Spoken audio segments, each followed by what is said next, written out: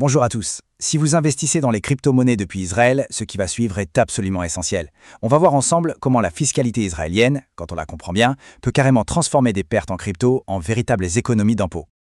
La question peut paraître étrange, je sais, mais oui, en Israël, une moins-value sur le Bitcoin ou l'Ethereum, ce n'est pas juste une mauvaise nouvelle pour votre portefeuille, c'est potentiellement un super levier pour alléger vos impôts. Allez, on regarde comment ça marche.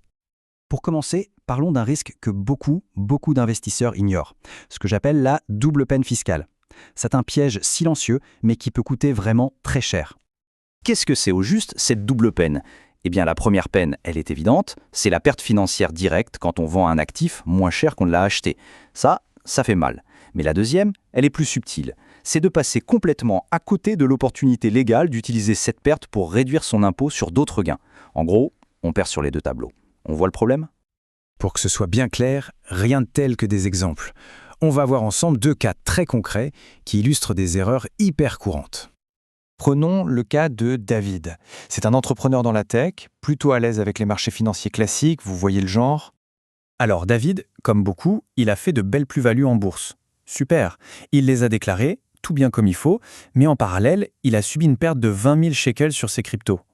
Pour lui, cette perte, c'était juste une mauvaise passe, une ligne en rouge sur son appli, rien de plus. Et c'est là que se situe l'erreur fondamentale. En ne déclarant pas sa perte en crypto, il a complètement manqué l'occasion de la déduire de ses gains en bourse. Résultat des courses ? Sa base imposable était bien plus élevée qu'elle n'aurait dû l'être et il a payé plusieurs milliers de shekels d'impôts en trop. De l'argent qu'il aurait pu garder, et ce, en toute légalité. Passons maintenant à Sarah. Son cas est différent, mais vous allez voir, le résultat est malheureusement le même. Sarah est designer et il lui arrive de se faire payer en crypto pour ses missions.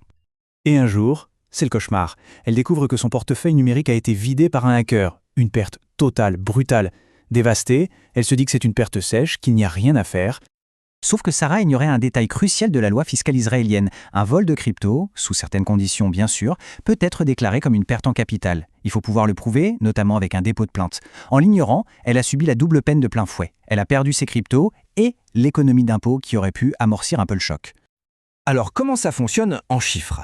Regardons ensemble l'impact direct sur une déclaration d'impôt. Vous allez voir, c'est limpide.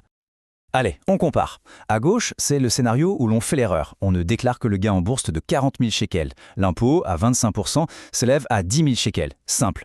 Maintenant, regardez à droite, le scénario malin. On déclare toujours les 40 000 de gains, mais on vient soustraire la perte en crypto de 20 000. Et là, magie. La base imposable est divisée par 2. Elle tombe à 20 000 shekels. Et l'impôt, il est aussi divisé par 2. 5 000 shekels. Voilà, le point crucial, il est là.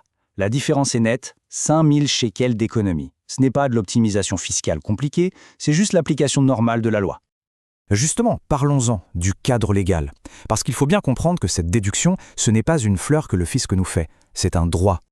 En fait, la position du fisc israélien est très claire et plutôt logique. Les crypto-monnaies sont considérées comme des actifs, nekes en hébreu, au même titre que des actions. La logique est donc parfaitement symétrique. Si les gains sur ces actifs sont imposables, alors les pertes sur ces mêmes actifs sont, par conséquent, déductibles. Et là, attention, accrochez-vous bien, parce que voici un détail extrêmement puissant de la loi israélienne. Si, une année, vous n'avez pas assez de gains pour compenser votre perte, cette perte n'est pas pour autant jetée à la poubelle. Elle peut être reportée indéfiniment sur les années suivantes. C'est un véritable joker fiscal dormant qui attend juste d'être activé. Ignorer la déclaration des pertes n'est donc vraiment pas une stratégie sans risque. D'abord, on perd définitivement le droit à la déduction pour l'année en question.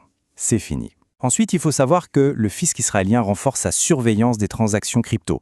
Une non-déclaration, même par simple omission, peut tout à fait attirer l'attention et mener à un contrôle, avec toutes les pénalités et les intérêts qui vont avec. Bon, on a bien compris les problèmes et les risques. Alors concrètement, comment est-ce qu'on s'y prend ? Voici un petit guide pratique étape par étape. Premièrement, la règle d'or. Documenter absolument chaque transaction. C'est la base. Ensuite, chaque année, on fait le calcul de ses gains et de ses pertes. Troisièmement, on intègre ces chiffres dans sa déclaration d'impôt. Quatrièmement, si on réalise qu'on a fait des erreurs les années passées, pas de panique. Il est souvent possible de corriger le tir. Et enfin, le plus important, la fiscalité crypto, c'est un nouveau monde. Un expert n'est pas un luxe, c'est une nécessité pour naviguer sereinement. Le message à retenir, il est très simple. Il faut arrêter de subir la double peine. Perdre de l'argent sur le marché, ça arrive. Mais perdre en plus l'avantage fiscal qui va avec, ça, c'est une erreur qu'on peut et qu'on doit éviter. Il faut vraiment changer de perspective. Une perte en crypto, même si on ne la souhaite jamais, n'est pas une fatalité. C'est un événement financier qui a des conséquences fiscales et qui, bien géré, devient un outil. La vraie question à se poser, c'est donc celle-ci. Combien d'argent est laissé sur la table chaque année simplement par manque d'information ou par inaction ?